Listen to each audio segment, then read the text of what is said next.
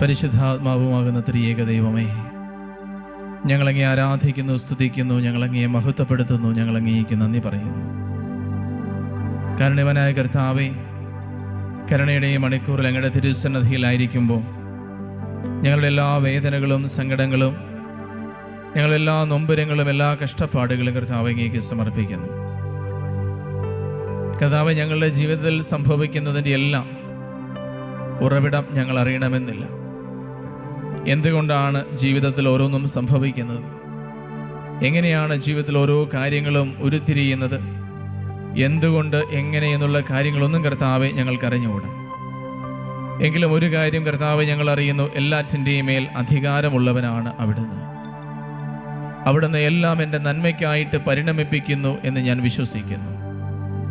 കർത്താവെ, ജീവിതത്തിൽ സംഭവിക്കുന്ന എല്ലാത്തിൻ്റെയും മീതെ എനിക്ക് അധികാരമില്ല. ഞാൻ കടന്നു പോകുന്ന എൻ്റെ ജീവിതത്തിൻ്റെ ഓരോ സാഹചര്യങ്ങളുടെ മേലും എനിക്ക് അധികാരമില്ല. പക്ഷേ എൻ്റെ എല്ലാ സാഹചര്യങ്ങളുടെ മേലും കർത്താവെ അങ്ങേക്ക് അധികാരമുണ്ടല്ലോ. എൻ്റെ കഴിവിലും എൻ്റെ സാമർഥ്യത്തിലും കർത്താവെ ഞാൻ ആശ്രയിക്കുന്നു, ഞാൻ അങ്ങിൽ ആശ്രയിക്കുന്നു. പൂർണ്ണ ഹൃദയത്തോടെ, പൂർണ്ണ മനസ്സോടെ, പൂർണ്ണ ആത്മാവോടെ, സർവശക്തിയോടെ ഈശോയെ ഞാൻ അങ്ങേ ആരാധിക്കുന്നു. അങ്ങ് എൻ്റെ ജീവിതത്തിൻ്റെ രക്ഷകനും നാഥനും കർത്താവുമാണെന്ന് ഞാൻ ഏറ്റുപറയുന്നു. അവിടുത്തെ സ്നേഹം കൊണ്ട് എന്നെ നിറയ്ക്കണമേ എന്ന് ഈശോയെ ഞാൻ പ്രാർത്ഥിക്കുന്നു. അവിടുത്തെ കൃപകളാൽ എന്നെ അഭിഷേകം ചെയ്യണമേ എന്ന് പ്രാർത്ഥിക്കുന്നു. പ്രിയമുള്ളവരെ, നമ്മൾ ജീവിതത്തിൻ്റെ വിവിധ ഇടങ്ങളിലായിരുന്നു കൊണ്ട്, ഭവനത്തിലോ ജോലി സ്ഥലത്തോ മറ്റിടങ്ങളിലൊക്കെ ആയിരുന്നു കൊണ്ട് ഇപ്പോൾ ഈ ആരാധനയിൽ പങ്കെടുക്കുമ്പോൾ നമ്മുടെ ജീവിതത്തെയും പൂർണ്ണമായിട്ട് ഈശോയ്ക്ക് വിട്ടുകൊടുക്കാം. നമ്മുടെ ജീവിതത്തെ കർത്താവിൻ്റെ പദ്ധതിക്ക് കീഴിൽ അവിടുത്തെ തിരുഹിതത്തിന് നമുക്ക് വിട്ടുകൊടുക്കാം. ഈശോയുടെ തിരുരക്തം കൊണ്ട് നമ്മളെയും നമ്മുടെ എല്ലാ പ്ലാനുകളെയും പദ്ധതികളെയും നമ്മൾ ഏറ്റെടുത്തിരിക്കുന്ന എല്ലാ ജോലികളെയും ഉത്തരവാദിത്തങ്ങളെയും നമുക്ക് വിശുദ്ധീകരിക്കാം. ഞാനല്ല കർത്താവേ, എൻ്റെ താല്പര്യങ്ങളല്ല കർത്താവേ, അവിടുത്തെ ഹിതം പോലെ എന്നിൽ നിറവേറട്ടെ. എൻ്റെ ജീവിതത്തെ നിയന്ത്രിക്കാൻ കർത്താവേ ഞാൻ ദൈവമല്ല എന്ന് ഞാൻ ഏറ്റുപറയും. അവിടുന്നാണ് എൻ്റെ ദൈവം, അങ്ങയിലാണ് എൻ്റെ പ്രത്യാശ. നമ്മളെയും നമ്മുടെ ജീവിതത്തിൻ്റെ എല്ലാ മേഖലകളെയും ഈശോയുടെ തിരുമുൻപിൽ സമർപ്പിച്ചുകൊണ്ട് നമുക്ക് പ്രാർത്ഥിക്കാം. പരിശുദ്ധ പരമ ദിവ്യകാരുണ്യത്തിന് എന്നേരവും ആരാധനയും സ്തുതിയും പുകഴ്ചയും ഉണ്ടായിരിക്കട്ടെ. പരിശുദ്ധ പരമ ദിവ്യകാരുണ്യത്തിന് എന്നേരവും ആരാധനയും സ്തുതിയും പുകഴ്ചയും ഉണ്ടായിരിക്കട്ടെ. നിത്യസ്തുതിക്ക് യോഗ്യനായ പരമ പരിശുദ്ധ ദിവ്യകാരുണ്യത്തിന് എന്നേരവും ആരാധനയും സ്തുതിയും പുകഴ്ചയും ഉണ്ടായിരിക്കട്ടെ.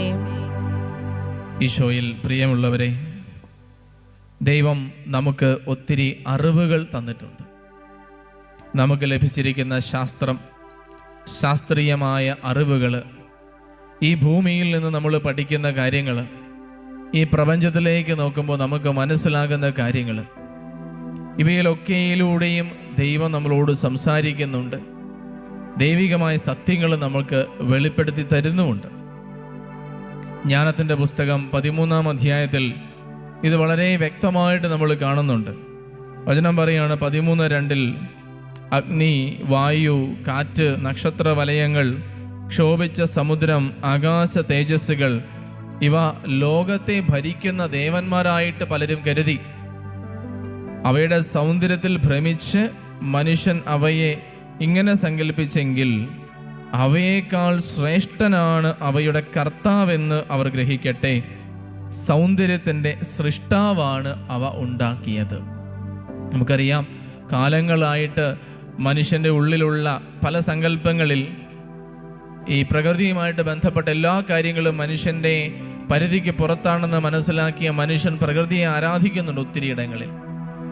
വായുവിനെയും കാറ്റിനെയും അഗ്നിയെയും നക്ഷത്ര വലയങ്ങളെയും സമുദ്രത്തെയും ഒക്കെ മനുഷ്യൻ ദൈവികമായ പരിവേഷം നൽകി കാണുമ്പോൾ കർത്താവ് ചോദിക്കുന്ന ചോദ്യം ഇതാണ്: നിങ്ങൾ അവയുടെ ശക്തിയിൽ, അവയുടെ സൗന്ദര്യത്തിൽ ഭ്രമം കൊണ്ട് അവയെ ദൈവിക പരിവേഷം നൽകിയെങ്കിൽ നിങ്ങൾക്കൊന്ന് ചിന്തിച്ചു നോക്കാൻ പാടില്ലേ, അവയേക്കാൾ എത്ര ശ്രേഷ്ഠനായിരിക്കും അവയെ സൃഷ്ടിച്ച കർത്താവ്.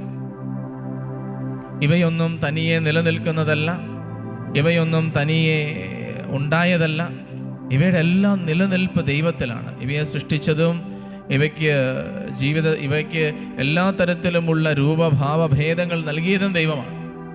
അങ്ങനെയെങ്കിൽ അവയേക്കാൾ എത്രയോ വലുതാണ് അവയെ സൃഷ്ടിച്ച കർത്താവ്. അവയേക്കാൾ എത്രയോ ശ്രേഷ്ഠനാണ് ദൈവം. സൗന്ദര്യത്തിൻ്റെ സൃഷ്ടാവാണ് അവയെ സൃഷ്ടിച്ചതെന്ന് വചനം പറയാം നമ്മളോട്. വീണ്ടും അവയുടെ ശക്തിയും പ്രവർത്തനവും മനുഷ്യരെ വിസ്മയിച്ചെങ്കിൽ അവയുടെ സൃഷ്ടാവ് എത്രയോ കൂടുതൽ ശക്തനെന്ന് അവയിൽ നിന്ന് അവർ ധരിക്കട്ടെ. ഈശോയിലെ പ്രിയമുള്ളവരെ, ഈ പ്രപഞ്ചത്തിലേക്ക് നോക്കുമ്പോൾ നമുക്കറിയാം, പ്രപഞ്ചത്തെ സൃഷ്ടിക്കുന്ന ദൈവം ഓരോ നിമിഷവും അവയിലൂടെ നമുക്ക് ഒത്തിരി കാര്യങ്ങൾ വെളിപ്പെടുത്തി തരുന്നുണ്ട്. നമുക്കറിയാം, ഒരു കാറിൻ്റെ എൻജിൻ രൂപകൽപ്പന ചെയ്യുന്ന ഒരു വ്യക്തി ആ കാറിൻ്റെ എൻജിൻ പ്രവർത്തിക്കേണ്ട എല്ലാ നിയമങ്ങളും സിസ്റ്റങ്ങളും അവിടെ എല്ലാം അതിനെ ഇങ്ങനെ എടുത്തു വെച്ചിട്ട് അത് അതിൻ്റെതായ നിയമത്തിൽ അത് മുന്നോട്ട് പോയിക്കൊള്ളും എന്നുള്ള ആ ഒരു ഉറപ്പിൽ അതിനെ സൃഷ്ടിച്ച് അതിനെ രൂപകൽപ്പന ചെയ്ത് അതിനെ പ്രവർത്തിക്കാൻ വിട്ടിരിക്കുക. പിന്നീട് ഓരോ പ്രാവശ്യവും കാറ് സ്റ്റാർട്ട് ചെയ്യുമ്പോൾ ഈ കാറിൻ്റെ എൻജിൻ രൂപപ്പെടുത്തിയ വ്യക്തി വന്നിട്ടല്ല അതിനെ പ്രവർത്തിപ്പിക്കുന്നത്. ഇതുപോലെ തന്നെയാണ് ഈ പ്രപഞ്ചത്തെ രൂപകൽപ്പന ചെയ്ത ദൈവം, ഈ പ്രപഞ്ചത്തെ സൃഷ്ടിച്ച ദൈവം, ഈ പ്രപഞ്ചം നിലനിൽക്കുവാനും പ്രവർത്തിക്കുവാനും വേണ്ട എല്ലാ നിയമങ്ങളും എല്ലാ സംവിധാനങ്ങളും നൽകി ഈ പ്രപഞ്ചത്തെ രൂപപ്പെടുത്തിയതാണ്. ഈ പ്രപഞ്ചത്തെ രൂപപ്പെടുത്തിയതിനു ശേഷം ആ സൃഷ്ടാവായ ദൈവം അതിൻ്റെ നിലനിൽപ്പിന് കർത്താവ് അതിനെ എല്ലാ തരത്തിലും സ്ഥാപിച്ചു. ഇനി മനുഷ്യൻ നോക്കുന്നത് ഈ പ്രപഞ്ചത്തിൻ്റെ സംവിധാനങ്ങളിലേക്കാണ്. അയ്യോ, ഈ പ്രപഞ്ചം എത്ര മനോഹരമാണല്ലോ, ഭൂമി അതിൻ്റെ അച്ചുതണ്ടിൽ കറങ്ങുന്നുണ്ടല്ലോ, നക്ഷത്ര വലയങ്ങൾ മനുഷ്യൻ്റെ അറിവിന് അപ്പുറമാണല്ലോ. ഇങ്ങനെയുള്ള ഓരോ കാര്യങ്ങളും ചിന്തിക്കുമ്പോഴും കർത്താവ് പറയുന്നത്, ഇതത്ര മനോഹരമാണെങ്കിൽ, ഇത് മനുഷ്യശക്തിക്കും മനുഷ്യയുക്തിക്കും അപ്പുറമാണെങ്കിൽ ഇതിനേക്കാളും എത്രയോ വലുതാണ് ഇതിനെ സൃഷ്ടിച്ച് രൂപം നൽകിയ ദൈവം ഇതിലും എത്രയോ വലുതാണ്. പ്രിയമുള്ളവരെ, ഈ പ്രപഞ്ചത്തിൽ നിന്ന് നമ്മൾ കാണേണ്ടതും പഠിക്കേണ്ടതും ഈ ദൈവത്തിൻ്റെ മഹാത്മ്യം എത്ര വലുതാണെന്നുള്ള കാര്യമാണ്. അതുകൊണ്ടാണ് വചനം വീണ്ടും പറയുന്നത്, ദൈവത്തെ അന്വേഷിക്കുകയും കണ്ടെത്താൻ ഇച്ഛിക്കുകയും ചെയ്യുമ്പോഴായിരിക്കാം ഒരുപക്ഷെ അവർ വ്യതിചലിക്കുന്നത്. അപ്പോൾ ഈ പ്രപഞ്ചത്തിൽ നിന്ന് ദൈവത്തെ തിരിച്ചറിയാൻ നമുക്ക് സാധിക്കട്ടെ എന്ന് വചനം നമ്മളെ ഉദ്ബോധിപ്പിക്കുക.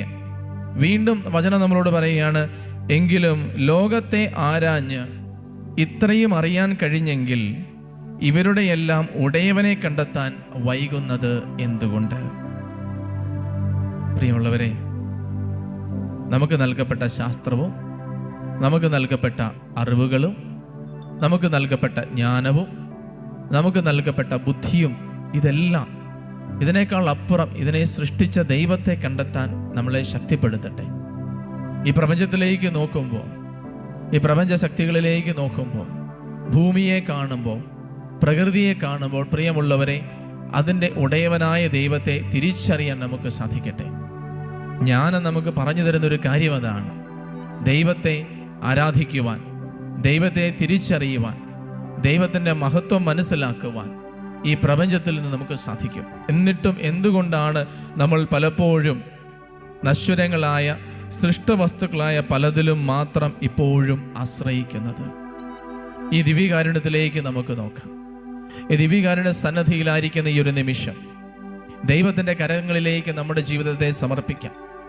സങ്കീർത്തനം 25 നമ്മൾ വായിക്കുന്നുണ്ട്, ദയ തോന്നി എന്നെ കടാക്ഷിക്കണമേ, ഞാൻ ഏകാകിയും പീഡിതനുമാണ്. ദയ തോന്നി എന്നെ കടാക്ഷിക്കണമേ, ഞാൻ ഏകാകിയും പീഡിതനുമാണ്. ദൈവമേ, എൻ്റെ എല്ലാ സങ്കടങ്ങളും വേദനകളും ദുഃഖങ്ങളും നൊമ്പരങ്ങളും എല്ലാം ഞാൻ അങ്ങേക്ക് വിട്ടുതരുന്നു. കർത്താവെ, അങ്ങ് എന്നോട് ദയ തോന്നണമേ, അങ്ങ് എന്നെ കടാക്ഷിക്കണമേ. പ്രിയമുള്ളവരെ, നമ്മൾ നമ്മുടെ ജീവിത ഭാരങ്ങൾ നമ്മൾ തന്നെ ചുമന്ന് തളർന്ന് വലഞ്ഞ് നടക്കാനുള്ളവരല്ല. നമ്മുടെ ജീവിത ഭാരങ്ങൾ കർത്താവിനെ ഏൽപ്പിക്കുമ്പോൾ അവിടുന്ന് നമ്മുടെ ജീവിതത്തിൽ ആശ്വാസം തരുന്ന ദൈവമാണ്. പലപ്പോഴും നമ്മൾ ശ്രമിക്കുന്നതെല്ലാം എങ്ങനെയാ? എൻ്റെ എല്ലാ പ്രശ്നങ്ങളും ഞാൻ തന്നെ പരിഹരിക്കണം, എൻ്റെ എല്ലാ പ്രശ്നങ്ങളെ ഉത്തരം ഞാൻ തന്നെ കണ്ടെത്തണം, എൻ്റെ എല്ലാ പ്രശ്നങ്ങളും എൻ്റെ എല്ലാ ഭാരങ്ങളും ഞാൻ തന്നെ അനുഭവിച്ച് തീർക്കണം. ഇത് ഞാൻ ആർക്കും വിട്ടുകൊടുക്കത്തില്ല. ഞാനിങ്ങനെ എൻ്റെ എല്ലാ പ്രശ്നങ്ങൾ ഇങ്ങനെ അള്ളിപ്പിടിച്ചുകൊണ്ടിരിക്കുക. പ്രശ്നങ്ങളില്ലാത്തവർ നമ്മൾ ആരുമില്ല, വേദനിക്കാത്തവരായിട്ട് നമ്മളിൽ ആരുമില്ല, കഷ്ടപ്പെടാത്തവരായിട്ടും ദുഃഖിക്കാത്തവരായിട്ടും നമ്മളിൽ ആരുമില്ല. പക്ഷേ എന്തുകൊണ്ട് ഞാൻ അതിനെ അള്ളിപ്പിടിച്ചുകൊണ്ടിരിക്കുന്നു? എന്തുകൊണ്ട് എൻ്റെ കർത്താവിന് ഞാനത് വിട്ടു കൊടുക്കുന്നില്ല? ഈ ദിവ്യകാരുണ്യത്തിൽ, ഈ ആരാധനയുടെ സമയം, ഈ കരുണയുടെ മണിക്കൂറിൽ കർത്താവ് നമ്മളോട് പറയുന്നുണ്ട്, എൻ്റെ കാരുണ്യത്തിൽ ആശ്രയിക്കുക. സങ്കീർത്തനം 26 എന്താ പറയുന്നത്? അങ്ങയുടെ കാരുണ്യം എൻ്റെ കൺമുൻപിലുണ്ട്. കർത്താവിന് നീ വിട്ടുകൊടുക്കാൻ തയ്യാറാകുന്നിടത്ത് കർത്താവ് നിന്റെ ജീവിതത്തിൽ ഇടപെടും, നിന്നെ സ്പർശിക്കും, നിന്നെ സൗഖ്യപ്പെടുത്തും, നിന്നെ അനുഗ്രഹിക്കും. നീ വിട്ടുകൊടുക്കാതെ നിന്റെ പ്രയാസങ്ങളെല്ലാം നീ ഉള്ളിലൊതുക്കാൻ ശ്രമിക്കുമ്പോൾ, നീ സ്വയം രക്ഷിക്കാൻ പരിശ്രമിക്കുമ്പോൾ, ഈശോയിൽ പ്രിയമുള്ള സഹോദര സഹോദരി, ഞാൻ ആവശ്യമില്ലാത്ത, എന്നെ കൊണ്ട് ചുമക്കാൻ വയ്യാത്തൊരു ചുമട് എൻ്റെ തലയിൽ എടുത്തു വെച്ചിട്ട് ഞാൻ പരിശ്രമിക്കുകയാണ്. ദൈവസ്നേഹത്തെ എന്നെ തൊടാൻ ഞാൻ അനുവദിക്കുന്നില്ല. ഏദൻ തോട്ടത്തിലേക്ക് ചെന്നാൽ നമുക്കറിയാം, ആദവും ഹവ്വായും തെറ്റ് ചെയ്തു. എന്നിട്ട് എന്ത് സംഭവിച്ചു? അവർ ദൈവത്തിലേക്ക് പോകാതെ അവർ ഒളിച്ചിരുന്നു. ആദവും ഹവ്വായും തെറ്റ് ചെയ്തു. എന്നിട്ട് എന്ത് സംഭവിച്ചു? അവർ തങ്ങളെ തന്നെ പൊതിഞ്ഞു പിടിക്കാൻ നോക്കി. അവർ തെറ്റ് ചെയ്തിട്ട് തങ്ങളെ സ്നേഹിക്കുന്ന, തങ്ങളെക്കുറിച്ച് കരുതലുള്ള പിതാവായ ദൈവത്തിൻ്റെ സന്നദ്ധിയിൽ ചെന്ന് മാപ്പപേക്ഷിക്കാൻ തയ്യാറായില്ല. തങ്ങൾ ചെയ്തത് ദൈവത്തിൻ്റെ കരുണയ്ക്ക് കീഴിൽ വിട്ടുകൊടുക്കാൻ അവർ തയ്യാറായില്ല. അവർ തങ്ങളെ തന്നെ രക്ഷിക്കാൻ പരിശ്രമിച്ചു. എന്ത് സംഭവിച്ചു? ദൈവത്തിൻ്റെ കരുണയ്ക്ക് അവരെ തൊടാൻ പറ്റാത്തതുപോലെ അവർ അവരെ തന്നെ പൊതിഞ്ഞു വെച്ചു. ഈശോയിൽ പ്രിയപ്പെട്ടവരെ, കർത്താവിന്റെ തിരുസന്നിധിയിലായിരിക്കുന്ന ഈ നിമിഷം നമ്മുടെ വേദനകളിലേക്കും സങ്കടങ്ങളിലേക്കും ഇറങ്ങി വരാൻ കർത്താവിനോട് നമുക്ക് പ്രാർത്ഥിക്കാം. കർത്താവിന് വിട്ടുകൊടുക്കാത്തതായിട്ട് ജീവിതത്തിൽ ഒരു മേഖലകളും ഉണ്ടാകാതിരിക്കട്ടെ. കർത്താവ് ഏറ്റെടുക്കാത്തതായിട്ട് എൻ്റെ ഉള്ളിൽ ഒന്നും ഉണ്ടാകാതിരിക്കട്ടെ. ഈശോയെ, എൻ്റെ എല്ലാ വേദനകളിലേക്കും ഞാൻ അങ്ങേ ക്ഷണിക്കുന്നു. എൻ്റെ എല്ലാ ഭാരങ്ങളും എൻ്റെ എല്ലാ വേദനകളും ഞാൻ അങ്ങേക്ക് സമർപ്പിക്കുന്നു. കർത്താവെ, ഞാൻ തിരഞ്ഞെടുക്കേണ്ട വഴി അവിടുന്ന് എനിക്ക് കാണിച്ചു തരണമേ. സങ്കീർത്തനം 25 നമ്മളതല്ലേ വായിക്കുന്നത്? കർത്താവിനെ ഭയപ്പെടുന്നവനാരോ, അവൻ തിരഞ്ഞെടുക്കേണ്ട വഴി ദൈവം അവന് കാണിച്ചു കൊടുക്കും. പ്രിയമുള്ളവരെ, ഞാൻ നടക്കേണ്ട വഴി, ഞാൻ നടക്കേണ്ട പാതകൾ, ഞാൻ തിരഞ്ഞെടുക്കേണ്ട ഇടങ്ങൾ ദൈവം എനിക്ക് കാണിച്ചു തരും. ദൈവത്തെ ഞാൻ അനുവദിച്ചാൽ മാത്രം മതി. ഈ ആരാധനയിൽ കരങ്ങളെ രണ്ടും ഒരു നിമിഷം നമുക്ക് മാറോട് ചേർത്ത് വയ്ക്കാം. ദൈവത്തിൻ്റെ കരങ്ങളിലേക്ക് നമ്മുടെ എല്ലാ ഭാരങ്ങളെയും സമർപ്പിക്കാം. കർത്താവ് ഏറ്റെടുക്കാൻ പ്രാർത്ഥിക്കാം. കർത്താവ് ഏറ്റെടുക്കാൻ പ്രാർത്ഥിക്കാം. കർത്താവെ, എൻ്റെ മുറിവുകളിലേക്ക് ഞാൻ അങ്ങേ ക്ഷണിക്കുന്നു. എൻ്റെ രോഗങ്ങളിലേക്ക് കർത്താവെ ഞാൻ അങ്ങേ ക്ഷണിക്കുന്നു. കർത്താവെ, എൻ്റെ സങ്കടങ്ങളിലേക്ക് ഞാൻ അങ്ങേ ക്ഷണിക്കുന്നു. ഈശോയെ, അങ്ങ് കടന്നു വരണമേ. കർത്താവെ, എൻ്റെ എല്ലാ രോഗങ്ങളുടെ മേൽ, എൻ്റെ എല്ലാ ഭാരത്തിൻ്റെ മേൽ, എൻ്റെ എല്ലാ സങ്കടങ്ങളുടെ മേലുള്ള എല്ലാ അധികാരവും ഈശോയെ ഞാൻ നിനക്ക് വിട്ടുതരുന്നു. ശാസ്ത്രം ഞാൻ പഠിക്കുമ്പോൾ, അറിവുകൾ എനിക്കുണ്ടാകുമ്പോൾ, ഈ പ്രപഞ്ചത്തിലേക്ക് ഞാൻ നോക്കുമ്പോൾ, കർത്താവെ, എത്രമാത്രമാണ് അവിടുന്ന് മഹത്വമുള്ളവനെന്ന്, ഇതിൻ്റെ എല്ലാം അധികാരം അങ്ങയുടേതാണെന്ന് ഞാൻ തിരിച്ചറിയുന്നു. ഈശോയെ, എൻ്റെ ജീവിതത്തിൻ്റെ മേലും അങ്ങ് അധികാരം ഏറ്റെടുക്കണമേ. അങ്ങയുടെ കരത്തിന് കീഴിൽ ഞാൻ എന്നെ തന്നെ പൂർണ്ണമായിട്ട് സമർപ്പിക്കുന്നു. കർത്താവെ, ഞാൻ നടക്കേണ്ട വഴി അവിടുന്ന് എനിക്ക് കാണിച്ചു തരണമേ. ഞാൻ എടുക്കേണ്ട തീരുമാനങ്ങൾ, അങ്ങയുടെ മാർഗങ്ങൾ എനിക്ക് വെളിപ്പെടുത്തി തരണമേ. കർത്താവെ, അങ്ങയുടെ കരുണയിൽ ഞാൻ ആശ്രയിക്കുന്നു. കർത്താവെ, അങ്ങയുടെ കാരുണ്യം എന്നെ നയിക്കട്ടെ. അങ്ങയുടെ കരുണക്കടലിൽ എന്നെ മുക്കിയെടുക്കണമേ. കർത്താവിൻ്റെ കരങ്ങളിലേക്ക് നമ്മളെ തന്നെ ഈ നിമിഷം വിട്ടുകൊടുത്തുകൊണ്ട് അവിടുത്തെ കരുണയ്ക്ക് വേണ്ടി നമുക്ക് പ്രാർത്ഥിക്കാം. കരുണ്യവാനായ കർത്താവെ, അങ്ങയുടെ കരങ്ങളിലേക്ക് എൻ്റെ എല്ലാ പ്രാർത്ഥനകളെയും നിയോഗങ്ങളെയും ഞാൻ സമർപ്പിക്കുന്നു. അങ്ങയുടെ കരുണ ഞങ്ങളോട് ആവശ്യപ്പെടുന്നത് പോലെ ലോകത്തിലുള്ള എല്ലാ പാപികളെയും അവിടുത്തെ കരുണക്കടലിൽ മുക്കിയെടുക്കണമേ. അവരെ മാനസാന്തരത്തിലേക്കുള്ള വഴിയിലൂടെ അങ്ങ് നയിക്കണമേ എന്ന് ഞങ്ങൾ പ്രാർത്ഥിക്കുന്നു. കരുണ നിറഞ്ഞ കർത്താവെ, അവിടുത്തെ പരിശുദ്ധ മണവാട്ടിയായ തിരുസഭയെ വിശുദ്ധിയിലും സ്നേഹത്തിലും സാഹോദര്യത്തിലും ഐക്യത്തിലും സംരക്ഷിക്കണമേ. ഞങ്ങളുടെ കുടുംബങ്ങളെ കർത്താവെ, പാപത്തിൽ നിന്നും രോഗത്തിൽ നിന്നും അങ്ങ് സംരക്ഷിച്ച് ഞങ്ങളുടെ കുടുംബങ്ങളിലും കുടുംബ ബന്ധങ്ങളിലും സ്നേഹവും കരുണയും ശാന്തിയും നിറയുവാനിടയാക്കണമേ. ജീവിത ക്ലേശങ്ങളിൽ വലയുന്നവര്, രോഗങ്ങളിൽ വീണുപോയവര്, പ്രതിസന്ധികളിൽ കഷ്ടപ്പെടുന്നവര്, ജീവിത വിജയത്തിന് തടസ്സങ്ങൾ നേരിടുന്നവരെല്ലാം പ്രാർത്ഥന കേട്ട് അനുഗ്രഹിക്കണമേ. തിരുസന്നിധിയിൽ കരുണയുടെ ആശീർവാദം ഏറ്റെടുക്കുവാനായിട്ട് നമുക്ക് ഒരുങ്ങാം. ഒരിക്കൽ കൂടി നമ്മൾ കടന്നു പോകുന്ന ജീവിതത്തിലെ പ്രതിസന്ധികളെയും വിഷമതകളെയും കർത്താവിൻ്റെ കരങ്ങളിൽ വിട്ടുകൊടുക്കാം. നമ്മുടെ ജീവിതത്തിൻ്റെ മേലും സാഹചര്യങ്ങളുടെ മേലും നമ്മളുടെ ജീവിതത്തിൽ സംഭവിക്കുന്ന ഓരോ കാര്യങ്ങളുടെ മേലും അധികാരമുള്ളവനാണ് കർത്താവ് എന്ന ബോധ്യത്തോടുകൂടി നമ്മുടെ പാപത്തിൻ്റെ മേഖലകൾ, രോഗത്തിൻ്റെ മേഖലകൾ, തടസ്സത്തിൻ്റെ മേഖലകൾ, നമ്മൾ നേരിടുന്ന പ്രതിസന്ധികളുടെ എല്ലാം ഈശോയെ ഞാൻ അങ്ങേക്ക് വിട്ടുതരുന്നുവെന്ന് പ്രാർത്ഥിക്കാം. കരങ്ങളെ മാറോട് ചേർത്ത് ശിരസ് നമിച്ച് ഈശോയെ ഞാൻ അങ്ങയിൽ ശരണപ്പെടുന്നുവെന്ന് പ്രാർത്ഥിച്ചുകൊണ്ട് അവിടുത്തെ ആശീർവാദം നമുക്ക് ഏറ്റെടുക്കാം.